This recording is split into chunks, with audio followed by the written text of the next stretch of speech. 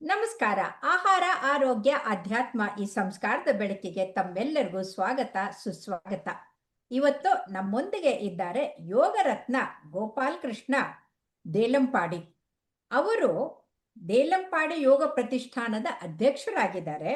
ಅದರ ಜೊತೆಗೆ ಉಚಿತವಾದಂಥ ತರಬೇತಿಗಳನ್ನ ಲಕ್ಷಾಂತರ ಜನರಿಗೆ ಕೊಡ್ತಾ ಬಂದಿದ್ದಾರೆ.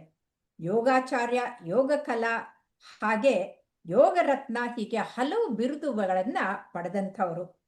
ಅಷ್ಟೇ ಅಲ್ಲ, 2250ಕ್ಕೂ ಹೆಚ್ಚು ಅವರು ಪ್ರದರ್ಶನಗಳನ್ನ ಮಾಡಿ ಉಚಿತವಾಗಿ ಜನರಿಗೆ ಖಚಿತವಾದಂಥ ಆರೋಗ್ಯ ಕೊಡುವ ಪ್ರಯತ್ನವನ್ನ ಮಾಡಿದ್ದಾರೆ.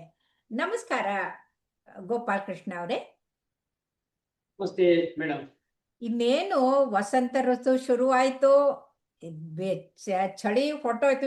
ಶಿವ ಅಂತ ಶಿವರಾತ್ರಿಗೆ ಈಗ ಬೇಸಿಗೆ ಕಾಲ ಶುರು ಆಗ್ಬಿಟ್ಟಿದೆ. ಹೋದ್ಸಲ ನೀವು ಕೆಲವೊಂದು ಮುದ್ರೆಗಳನ್ನ ಇದನ್ನ ಹೇಳ್ಕೊಟ್ರಿ, ಬೇಸಿಗೆ ಕಾಲದಲ್ಲಿ ಶರೀರ ತಂಪು ಹೇಗಿಟ್ಕೊಳ್ಬೇಕು ಅಂತ. ಅದನ್ನೇ ಮುಂದುವರಿಸಿ ಈಗ ನೋಡಿ, ಎಷ್ಟೇ ನೀರು ಕುಡಿದ್ರು ಏನೇ ಆದ್ರೂ ಸಮಾಧಾನ ಇಲ್ಲ. AC ಹಾಕೊಂಡ್ರೆ ಒಂದು ಕಷ್ಟ, ಫ್ಯಾನ್ ಹಾಕೊಂಡ್ರೆ ಇನ್ನೊಂದು ಕಷ್ಟ. ಹಾಗಾಗಿ ಹೊರಗಡೆ ಏನೇ ಇರ್ಲಿ, ನಮ್ಮ ಶರೀರ ತಂಪಾಗಿ ಇಟ್ಕೊಳ್ಳೋದು ಹೇಗೆ, ಅದು ಯೋಗದ ಮುಖಾಂತರ ಅಂತ ದಯವಿಟ್ಟು ತಿಳಿಸ್ಕೊಡಿ. ಎಲ್ಲ ವೀಕ್ಷಕ ಬಾಂಧವರಿಗೆ ಹೃದಯಪೂರ್ವಕ ಧನ್ಯವಾದಗಳು. ಈ ಒಂದು ಸಂಚಿಕೆಯಲ್ಲಿ ಕೂಲಿಂಗ್ ಪ್ರಾಣಾಯಾಮ, ಹಿಂದಿನ ಸಂಚಿಕೆಯಲ್ಲಿ ದೇಹವನ್ನು ತಂಪನ್ನಾಗಿಸುವ ಕೂಲಿಂಗ್ ಪ್ರಾಣಾಯಾಮವನ್ನು ನಾವು ಶೀತಲಿ, ಸಿದ್ಕಾರಿ ಎಲ್ಲ ಕಲ್ತಿದ್ದೇವೆ. ಹಾಗೆ ಇದರ ಅದರ ಮುಂದುವರಿದ ಭಾಗವಾಗಿ ಚಂದ್ರಾನುಲೋಮ ಪ್ರಾಣಾಯಾಮ, ಚಂದ್ರ ಛೇದನ ಪ್ರಾಣಾಯಾಮ ನಾವು ಈ ಸಂದರ್ಭದಲ್ಲಿ ಕಲಿಯೋಣ ಬಂಧುಗಳು. ಇಲ್ಲಿ ಸಾಮಾನ್ಯವಾಗಿ ನಾವು ಪ್ರಾಣಾಯಾಮ ಎಂಬುದರ ಅರ್ಥ ಉಸಿರಿನ ಹತೋಟಿ ಅಥವಾ ನಿಯಂತ್ರಣ, ಪ್ರಾಣಕ್ಕೆ ಹೊಸ ಆಯಾಮ.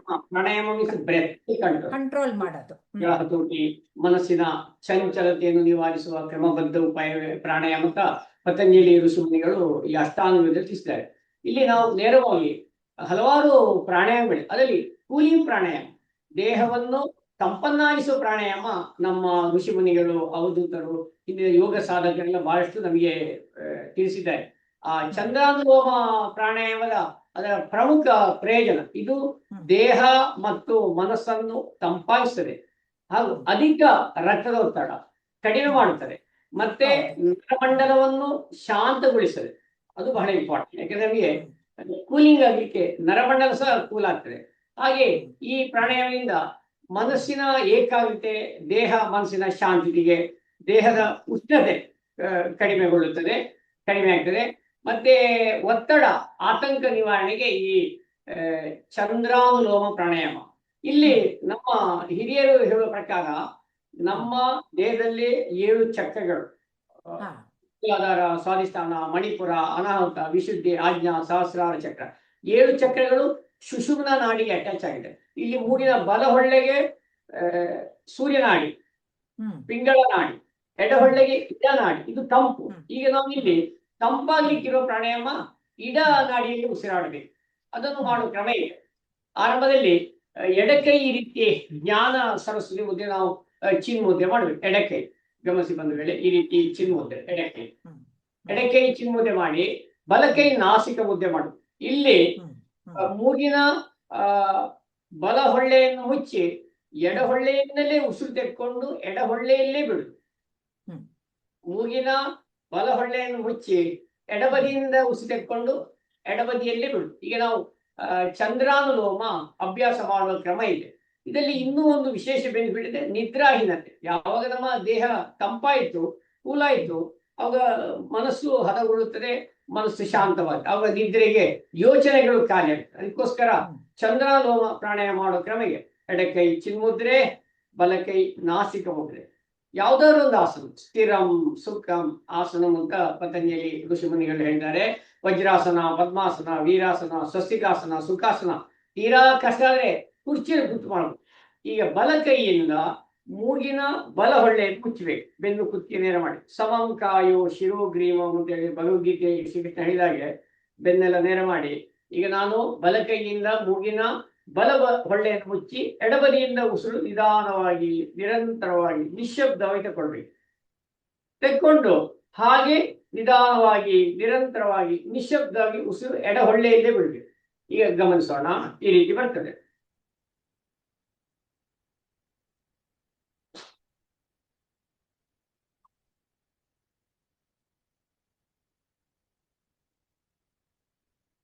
ಗಮನಿಸಿ ಬಂಧುಗಳೇ, ಇನ್ನೊಮ್ಮೆ ಗಮನಿಸಿ. ಈಗ ಮೂಗಿನ ಬಲ ಹೊಳ್ಳೆಯನ್ನು ಬಲ ಕೈಯ ಹೆಬ್ಬೆಳೆಯನ್ನು ಮುಚ್ಚಿದೆ. ಆಮೇಲೆ ಎಡ ಹೊಳ್ಳೆಯಿಂದ ಉಸಿರು ನಿಧಾನವಾಗಿ ನಿರಂತರವಾಗಿ ನಿಶ್ಶಬ್ದವಾಗಿ ತಗೊಳ್ಬೇಕು. ತೆಕ್ಕೊಂಡು ಹಾಗೆ ನಿಧಾನವಾಗಿ ನಿರಂತರವಾಗಿ ನಿಶ್ಶಬ್ದವಾಗಿ ಉಸಿರನ್ನು ಹೊರಕ್ಕೆ ಬಿಡು. ಇನ್ನೊಮ್ಮೆ ಗಮನಿಸಿ.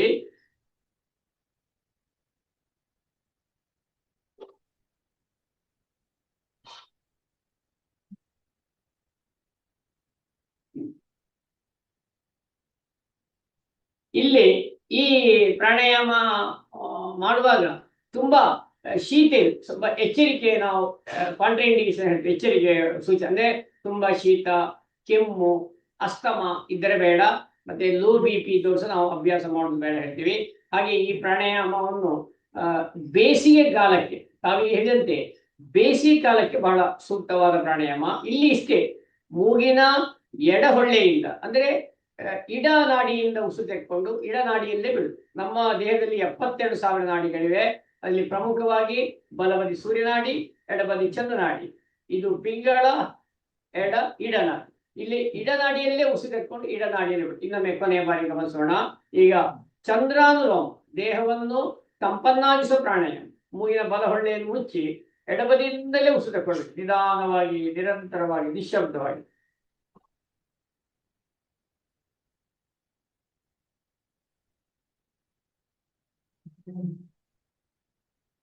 ಈ ರೀತಿ ಎಷ್ಟು ಬಾರಿ ಮಾಡಬೇಕು? ಆರಂಭದಲ್ಲಿ 3 ಬಾರಿ, 6 ಬಾರಿ, 9 ಬಾರಿ ಸಾಕು, ತುಂಬಾ ಹೆಚ್ಚು ಬೇಡ. ಅದು ಮುಂಜಾನೆ ಬ್ರಾಹ್ಮಿ ಮುಹೂರ್ತದಲ್ಲಿ ಮಾಡಿ ಒಳ್ಳೆದು. ತೀರಾ ಕಷ್ಟ ಆದ್ರೆ ಸಂಜೆ ಹೊತ್ತು ಖಾಲಿ ಹೊಟ್ಟೆಯಲ್ಲಿ ಸಹ ಮಾಡು, ಅಂದ್ರೆ ಬೆಳಿಗ್ಗೆ ಮಾಡಿದ್ರೆ ಬಹಳ ಒಳ್ಳೆದು. ಇದಿಷ್ಟು ಚಂದ್ರಾನುಲೋಮ ಪ್ರಾಣಾಯಾಮ.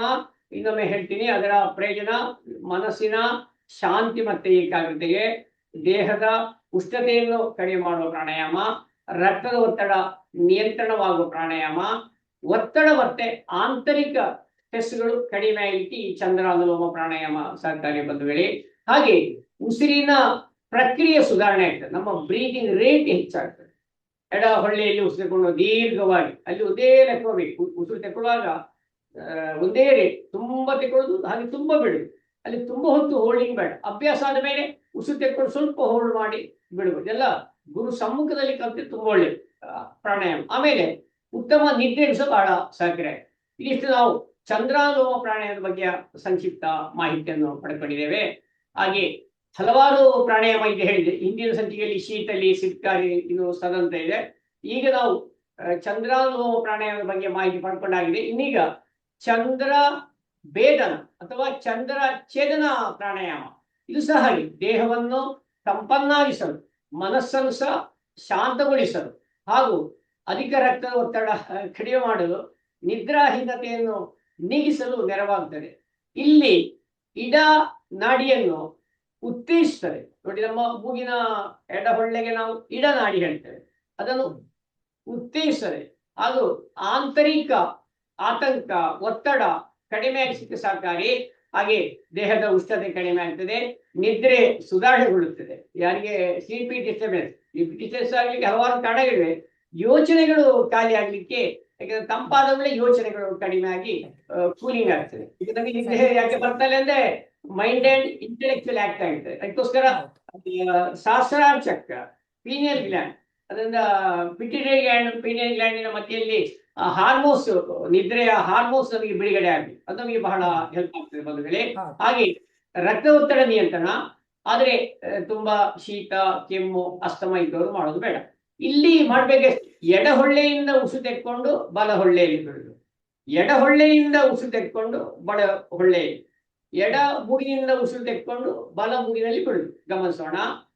ಎಡಕೈ ಚಿನ್ಮುದ್ರೆ ನೋಡಿ, ಚಿನ್ಮುದ್ರೆ ಈ ರೀತಿ ಬರುತ್ತದೆ. ಬಲಕೈ ನಾಸಿಕ ಮುದ್ರೆ, ಸಮಮುಖಾಯೋ ಶಿರೋಗ್ರೀವಂ, ಮಧ್ಯದ ತಲೆ, ಬೆನ್ನು, ಕುತ್ತಿಗೆ ನೆರಮಡೆಲ್ಲ ಹಾಗಾಗಿ ಶಾಂತವಾಗಿ ಮಾಡಬೇಕು. ಸ್ಥಿರಂ ಸುಖಂ ಆಸನ, ಯಾವ್ದಾದ್ರು ಒಂದು ಆಸನ, ಪದ್ಮಾಸನ, ವಜ್ರಾಸನ, ವೀರಾಸನ, ಸುಖಾಸನ, ತೀರಾ ಕಸಾರೆ ಕುರ್ಚಿಲಿರುವುದು. ಈಗ ನಾನು ಚಂದ್ರ ಭೇದನ ಅಥವಾ ಚಂದ್ರ ಛೇದನ ಪ್ರಾಣಾಯಾಮ ಅಭ್ಯಾಸ ಮಾಡೋ ಕ್ರಮ ಹೀಗೆ. ಈಗ ಒಂದು ವಜ್ರಾಸನ ಕೂತ್ಕೊಂಡಿದ್ದೇನೆ. ನಾನು ಬಲಕೈಯಿಂದ ಮೂಗಿನ ಬಲ ಹೊಳ್ಳೆಯನ್ನು ಮುಚ್ಚಿದೆ. ಈಗ ಎಡಬದಿಯಿಂದ ಉಸಿರು ತೆಕ್ಕೊಂಡು ಬಲ ಹೊಳ್ಳೆಯಲ್ಲಿ ಬಿಡುದು. ಪುನಃ ಎಡಬದಿಯಿಂದ ತೆಕ್ಕೊಂಡು ಬಲ ಹೊಳ್ಳೆಯಲ್ಲಿ ಗಮನಿಸೋಣ.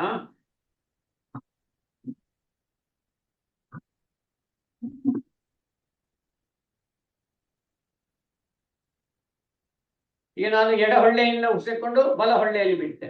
ಈಗ ಪುನಃ ಮೂಗಿನ ಎಡಬದಿ ಅಂದ್ರೆ ಎಡ ಹೊಳ್ಳೆಯಲ್ಲಿ ಉಸಿರಿಕೊಳ್ಬೇಕು. ಮೂಗಿನ ಎಡಭಾಗದಲ್ಲಿ ಉಸಿರಿಕೊಂಡೆ. ಎಷ್ಟು ಸಾಧ್ಯವಾಗುತ್ತೆ ಅಷ್ಟು ಕೊಡು. ಹಾಗೆ ಅಷ್ಟೇ ಉಸಿರನ್ನು ಹೊರಕ್ಕೆ ಬಿಡುದು. ನಿಧಾನವಾಗಿ, ನಿರಂತರವಾಗಿ, ನಿಶ್ಶಬ್ದವಾಗಿ ಮಾಡಬೇಕು. ಇನ್ನೊಮ್ಮೆ ಗಮನಿಸೋಣ. ಚಂದ್ರ ಛೇದನ ಅಥವಾ ಚಂದ್ರ ಭೇದನ ಪ್ರಾಣಾಯಾಮ. ಎಡಕೈ ಚಿನ್ಮುದ್ರೆ, ಬಲಕೈ ನಾಸಿಕ ಮುದ್ರೆ. ಬಲಕೈಯಿಂದ ಮೂಗಿನ ಬಲ ಹೊಳ್ಳೆ ಮುಚ್ಚಿ, ಮೂಗಿನ ಎಡ ಹೊಳ್ಳೆಯಿಂದ ಎಡ ಬದಿಯಿಂದ ಉಸಿರು ತೆಕ್ಕೊಳ್ತೇನೆ. ನಿಧಾನವಾಗಿ, ನಿರಂತರವಾಗಿ, ನಿಶ್ಶಬ್ದವಾಗಿ ಉಸಿರು ತೆಕ್ಕೊಂಡು ಎಡ ಹೊಳ್ಳೆ ಮುಚ್ಚಿ ಬಲ ಬದಿಯಲ್ಲಿ ಬಿಡುವುದು. ಇನ್ನೊಮ್ಮೆ ನೋಡೋಣ.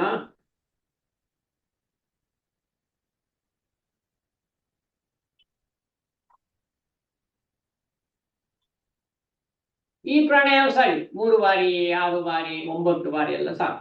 ಇದು ಶೀತ, ಕೆಮ್ಮು, ದಮ್ಮು ಇದ್ದವರು ಮಾಡೋದು ಬೇಡ. ಆದ ಕಾರಣ ಚಂದ್ರ ಛೇದನ ಅಥವಾ ಚಂದ್ರ ಭೇದನ pranayama is one of the best for cooling pranayama. ಮೂಗಿನ ಎಡ ಹೊಳ್ಳೆಯಿಂದ ಉಸಿರೆಕ್ಕೊಂಡು ಬಲ ಹೊಳ್ಳೆಯಲ್ಲಿ ಬಿಡುವುದು. ಇಷ್ಟೇ, ಸರಿಯಾಗಿ ಗಮನಿಸಿ. ಇದು ಕನ್ಫ್ಯೂಷನ್ ಇಲ್ಲ. ಪುನಃ ಬಲ ಹೊಳ್ಳೆಯಿಂದ ಬಿಡೋದು ನಾಡಿ ಶುದ್ಧಿ ಆಗ್ತದೆ. ಇಲ್ಲಿ ನಾವು ಬಲಬದಿಯಿಂದ ಉಸಿರಾಡ್ಲಿಕ್ಕಿಲ್ಲ, ಎಡಬದಿಯಿಂದ ಉಸಿರಿಕೊಂಡು ಬಲ ಹೊಳ್ಳೆಯಲ್ಲಿ. ಇನ್ನೊಮ್ಮೆ ಕೊನೆಯ ಬಾರಿ ನೋಡೋಣ. ನೋಡಿ, ನಾನು ಎಡಬದಿಯಿಂದ ಉಸಿರಿಕೊಂಡು ನಿಧಾನವಾಗಿ ಹಾಗೆ ಮೆಲ್ಲಗೆ ಬಿಡಬೇಕು. ಇದೆಲ್ಲ ಎಷ್ಟು ದೀರ್ಘವಾಗಿ ತಗೊಂಡು ಕಲಿಯುವಾಗ ಆರಂಭದಲ್ಲಿ ಕಷ್ಟ ಆಗ್ತದೆ. ಅಭ್ಯಾಸ ಆಗ್ತಾ ಆಗ್ತಾ ನಿಧಾನವಾಗಿ, ನಿರಂತರವಾಗಿ, ನಿಶ್ಶಬ್ದವಾಗಿ ಯಾವಾಗಲೂ ಮಾಡುವಾಗ ನಮ್ಮ ಉಸಿರಾಟ ದೀರ್ಘವಾಗ್ತದೆ. ಶ್ವಾಸಕೋಶದ ಸಾಮರ್ಥ್ಯ ಹೆಚ್ಚುತ್ತದೆ.